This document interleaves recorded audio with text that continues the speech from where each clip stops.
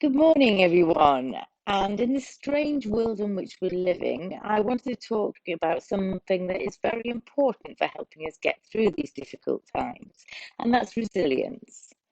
Now, resilience is often talked about in terms of bouncing back or having a stiff upper lip. And the dictionary definition for resilience is that you have the capacity to overcome quickly challenging situations. So, probably quite apt for today. And for me, it's all about being able to be flexible and to adapt changing times. And when you're working in a time where you don't actually know what's going to happen next. So it's working with ambiguity as well. Now, resilience itself isn't something you're actually born with, it is a skill and something you can learn and achieve. So it's one of those things that you can grow and develop. So I'm going to share with you today some of the ways and some of the things that can be used to develop your resilience. And they're not difficult, they're just things that you can practice every day. So the first one I suggest is reflecting on your past resilience.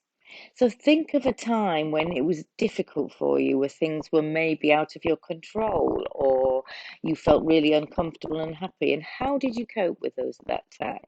Could be something big like a divorce or a redundancy or bereavement, or it could be just something as simple as falling out with a friend.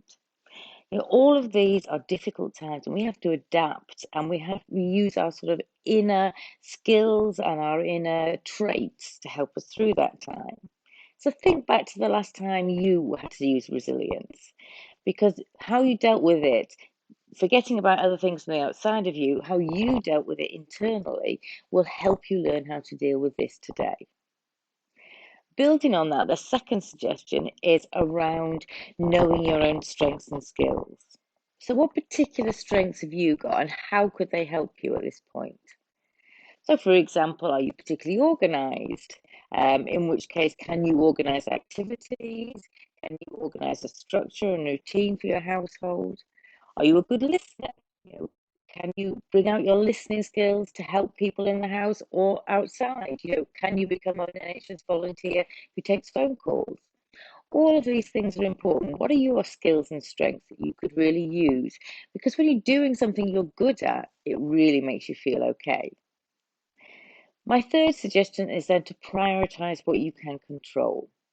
So I've said before, there's so much out of our control at the moment, it feels really scary. And it's not surprising that we have a lot of fear and anxiety going on. So instead of focusing on the big things like the number of cases or the number of sadly deaths, instead of that, focus instead on the things that you actually have influence and control over, like your response to things, or how much you watch on the news, or your structure of your day, or how you respond to situations in the house. You've got control and influence over those, so focus on those.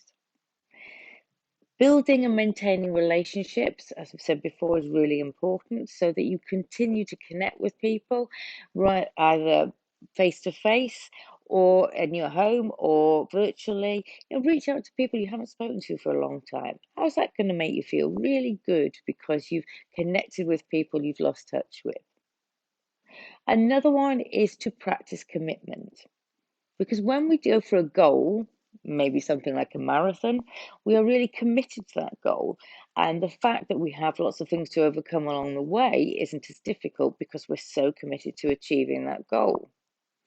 So if you could find a goal for you within your life at the moment that's realistic, then being committed to that goal, whether it's keeping fit, whether it's reading a certain amount of books, whatever it is for you, then stick to that goal and you'll make sure that if you're committed to it, it'll help you through the more difficult times.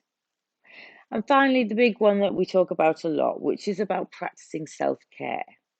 And what self-care means to you will vary. So for some of us, it might be exercise. For others, it's meditation. For some, it's journaling down their feelings. It's having time on your own.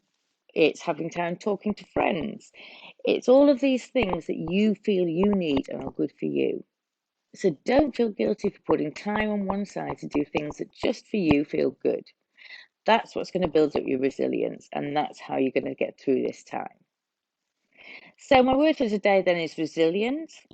focus on that in terms of building it using those 6 things I talked about, and you will develop it over time. And the more you develop your resilience, the more life is going to feel easier for you to adapt to this continuously changing world. I hope you found that useful.